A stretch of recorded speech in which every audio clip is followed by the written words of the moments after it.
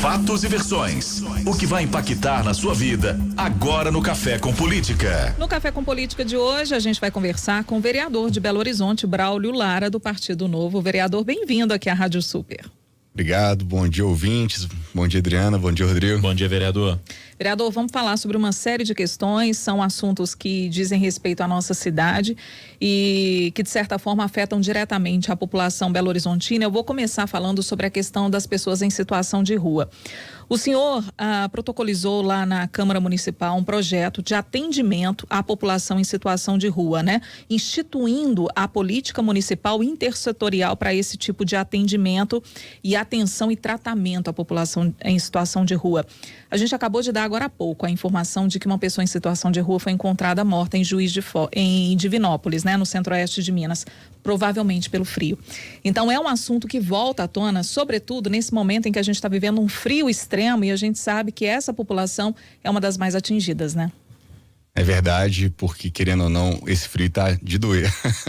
A gente aqui em BH não está acostumado a ter temperatura tão baixa, né? E de fato a população que vive nas ruas é a primeira que vai sofrer essas consequências. Então o fato da gente ter trabalhado esse projeto, né? E discuti-lo agora no frio, ele passa a ter uma percepção bacana assim das pessoas se preocuparem com o tema, mas é um tema que tem que ser trabalhado durante todo o tempo, durante todo o ano, né? Nós começamos no ano passado, visto que essa situação de moradores de rua em Belo Horizonte está muito aflorada, qualquer região da cidade que você vai, tem gente nas ruas e isso nos trouxe para o problema para justamente tentar encaminhar algum tipo de proposta, afinal de contas, rua não é lugar de ninguém morar. Pois é. E essa política, Rodrigo, só complementando aqui um assunto, se é que você me permite, claro, por favor. Detalhando mais a respeito desse projeto. Porque quando a gente fala assim, política para atendimento a pessoas em situação de rua, mas o que determina essa política? É algo mais do que já está sendo feito pela prefeitura? É algo que a prefeitura não está fazendo?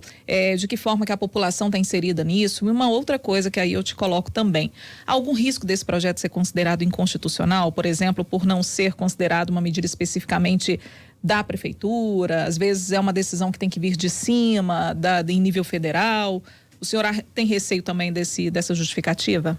Olha, a questão é que a política de condução desse nível de serviço de assistência social é conduzido sim pela prefeitura. Então, cabe a nós que somos vereadores, né, preparar toda a legislação para que esses serviços fluam bem. Quando a gente propõe uma política municipal, a gente está falando de diretrizes, está falando de formas de atendimento, afinal de contas é fundamental garantir a dignidade das pessoas, porque a gente está falando de vidas, né? Atrás de cada pessoa que está nas ruas existe uma história e por isso que é um assunto tão complexo, porque não tem como com uma regra geral você pegar e resolver todos os problemas. O principal aspecto é abordar e assim encaminhar da melhor forma criar um encaminhamento para que essa pessoa de fato saia da rua. Então a gente sabe que não se trata de um problema fácil, não estamos minimizando isso, mas tem que dar subsídio para que as políticas funcionem de forma integrada e assim a gente consiga lograr êxito, né? Agora, a bola está com a prefeitura. A gente precisa realmente que a prefeitura aperfeiçoe as suas formas de agir, porque afinal de contas a gente está falando de um cenário aí que quase atingiu 10 mil pessoas nas ruas. E se a gente continuar trabalhando da mesma forma que está, certamente a gente não vai conseguir diminuir essa população. E essa é a nossa grande preocupação. Dá um exemplo prático pra gente, vereador, daquilo que na sua opinião é necessário que seja feito para mudar um pouco essa realidade, porque o senhor disse e disse bem, a sensação que a gente tem em Belo Horizonte é de que esse é um número que está aumentando a cada dia, da pandemia para cá principalmente, a gente notou um agravamento dessa situação. Do ponto de vista prático, o que o senhor proporia, por exemplo, considerando que esse é um problema de difícil solução, é um problema multidisciplinar, porque o motivo ou os motivos que levam as pessoas às ruas são os mais variados possíveis? Olha, primeiro a partir da sensação que todos têm, que é de descaso, né? A gente tem que começar a criar caminhos. A política intersetorial ela vai envolver vários assuntos, mas além do projeto de lei que nós propusemos, a gente também fez algumas indicações à prefeitura. Vou dar o exemplo de uma que eu acho que é bem interessante. Quando uma pessoa chega em Belo Horizonte, na rodoviária, e ela não tem um pingo de estrutura para se manter na cidade, para encaminhar de fato um autossustento ali, ela tem um potencial muito grande de vagar pelas ruas da cidade. Se você tem equipes que estão atentas a isso, que conseguem fazer abordagens rápidas, a gente tem chance, por exemplo, de reencaminhar essa pessoa à cidade de origem, tentar entrar em contato de fato com a família, enfim, criar uma situação para que essa possibilidade não se concretize. Quando a gente deixa o problema ir arrolando muito tempo, ele fica muito mais difícil de resolver. Então, isso é uma das ideias. Outra visão interessante que a gente está propondo é que a gente integre mais a área de saúde com a área de assistência social. Então, ao invés de você ter todos esses serviços concentrados na região central da cidade, por que os postos de saúde não podem ter unidades de qualificação, de triagem dessa população em todos os setores de Belo Horizonte? Então, são ideias para a gente tentar ir melhorando. Agora, é preciso articular, obviamente, todos os entes. Pois é. E aí, trazendo também, mudando um pouquinho de assunto, falando sobre um outro projeto que também está na Câmara, eu fiquei pensando, quando eu vi o projeto, quando eu estava lendo, como que a gente precisa de lei para coisas que parecem muito óbvias, né? Porque, por exemplo, essa questão da energia elétrica e dos cabos das operadoras de telecomunicações. É uma lei que determina que elas devem remover equipamento de fiação aérea quando elas forem excedentes. Seria óbvio, né, vereador? Nossa, esse problema, Adriana, eu vou te falar, viu? Tem muitos anos que eu tento resolver problemas simples e não consigo, e foi por isso que quando eu cheguei à Câmara de Vereadores, falei, a gente tem que atacar isso, né? Aliás, chegando aqui nos estúdios, na própria porta aqui, a gente vê, na verdade tem exemplo de fio caído e desorganização dessa fiação em Belo Horizonte inteira, na cidade inteira, e muita gente inclusive me contactou de outras cidades querendo ver o projeto. Mas qual que é a grande situação? As operadoras, elas só colocam os cabos, elas nunca tiram os cabos que elas não usam. Então essa fiação, ela vai pegando, vai rompendo, tem um monte de problema, e aí quando você, cidadão, vai atrás de tentar resolver, ninguém quer assumir o protagonismo de cobrar e resolver o problema em si, que é de retirar os cabos. Então, o que o nosso projeto que foi aprovado diz, né? Que essa fiação ela tem que ser retirada, que não tiver serventia mais, pelas operadoras. No caso aqui, o problema não é o cabo de energia elétrica, o problema são os cabos de telecomunicações. E o cidadão, ele vai entrar em contato com a prefeitura, e a prefeitura que vai correr atrás das companhias. Por que isso? Porque, na verdade, hoje, do jeito que funciona, se você fizer uma reclamação, eles te mandam ligar para a CEMIG manda para você ligar para as empresas de telecomunicações e me fala aqui, quem que vai saber de um fio preto, quem que é o dono do fio? Não tem jeito. Então, a partir agora da sanção dessa lei, o que a gente vai organizar é uma força-tarefa com todas as empresas para que se crie um cronograma de ação para vir corrigindo a cidade. E a partir daí, a gente ter uma disciplina maior de que sempre que um cabo deixar de ser utilizado, a empresa tem que ir lá e retirar. O senhor sabe que esse é um projeto que provavelmente vai gerar uma reclamação das operadoras de telecomunicações, né? Mas é claro, assim como, na verdade, teve em outra legislatura, aprovação de um projeto que era para embutir todos os cabos. E ele não foi sancionado, foi vetado, porque era inviável economicamente você pegar e colocar a cidade inteira em obra para embutir a fiação. Agora, já que a gente não vai embutir a fiação, a gente tem que fazer essa fiação funcionar bem no espaço o espaço aéreo dos postes, né?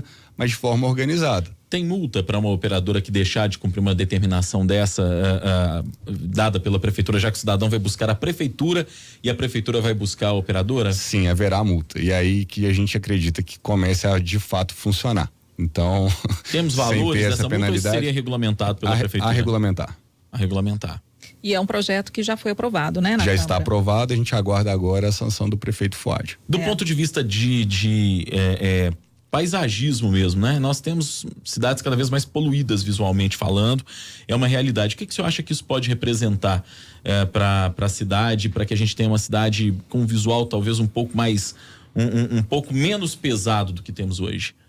Rodrigo, num primeiro momento vai continuar sendo uma fiação aérea, mas pelo menos a gente não vai ter dúvida de tropeçar num fio solto na rua, né? Que pode gerar um acidente, uma pessoa idosa, coisa assim, ou a pessoa de fato, igual um motociclista passando e agarrar num cabo desse que anda solto por aí. Então, a gente está falando muito de segurança realmente do espaço público e é fundamental que todos se engajem nessa requalificação da cidade. O senhor citou aí essa questão da inviabilidade, né, de se colocar a cidade toda em obras para fazer com que os fios se tornem embutidos, subterrâneos, né? Isso que é realidade em outros países do mundo, pois né, Adriano? Mas para nós seria um aqui, sonho. Pois é. Mas de qualquer forma, vejam que além de, não tem nada a ver com a lei, né? Mas hoje a gente está tendo um problema muito grande de furto de cabos, que também é outro abacaxi. Então cobre, imagine, né? se tudo tivesse embutido, talvez a gente estivesse tendo muito mais estresse. Se não corrigir esse problema, que é um problema de segurança pública, inclusive. Tem alguma relação essa questão da fiação das operadoras de telefonia com os fios de cobre que estão sendo roubados, essa questão toda? Algo nesse sentido? Os fios de telecomunicação, eles não têm o mesmo valor que os fios de eletricidade, por causa da forma que eles são construídos, mas é outro caos que está na cidade. Não é um atrativo. Não é atrativo. Né? Não é atrativo quanto o fio de cobre. E aí o senhor falando das obras, a gente vem falar também de um outro assunto que parece óbvio, mas não é. A questão também de publicizar, né? Valor de obra, onde que vai ser a obra, quanto tempo vai durar a obra. Isso tudo está sendo determinado também no projeto que está lá na Câmara, né? Projeto aprovado também, já vai para a sanção do nosso prefeito e o objetivo de transparência em obras públicas, né? A palavra transparência, ela já soa bem aos ouvidos de todo mundo, porque a gente quer de fato ter controle e ver como o nosso dinheiro está sendo gasto. Mas tem várias situações que incomodam o cidadão. É a hora que você passa num lugar, a obra tá parada lá e você não tem notícia, você não sabe por que parou, você não sabe o cronograma, se ela vai retomar ou não, desde quando que ela está ali parada, enfim. Ir atrás dessas informações é extremamente complexo hoje. Você não consegue chegar no dado, na informação qualificada. Então, com o projeto de transparência em obras públicas, a gente vai ter uma forma mais organizada, disciplinada, obviamente, da prefeitura expor essa informação ao cidadão. Expor como, assim? No site. No site? No site da prefeitura. Então, muita coisa já existe, de fato, no sentido do que as informações, elas não são publicizadas juntas.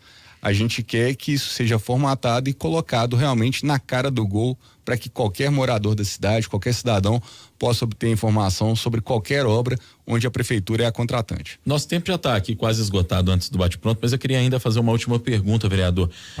Nós temos uma nova administração em Belo Horizonte, tem ainda nem 2 meses que o prefeito Fuad assumiu. A gente ouviu outros vereadores que dizem que a relação com a prefeitura mudou e melhorou bastante. O senhor também tem essa impressão? Tenho sim, de fato a gestão tomou uma outra percepção.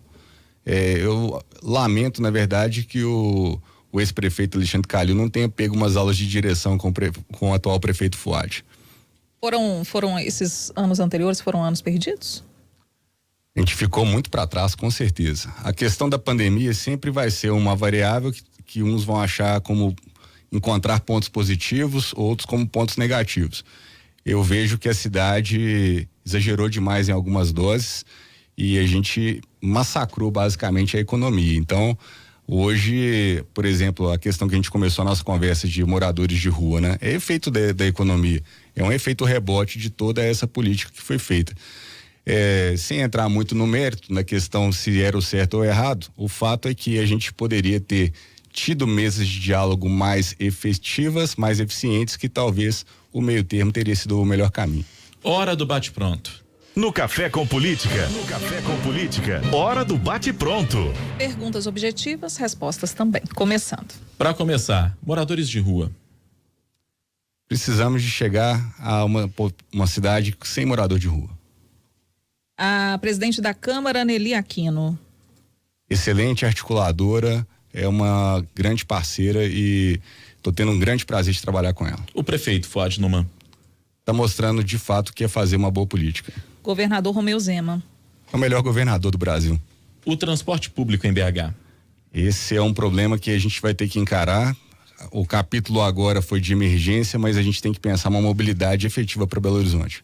Braulio Lara em 2022 segue na Câmara, tenta outros caminhos.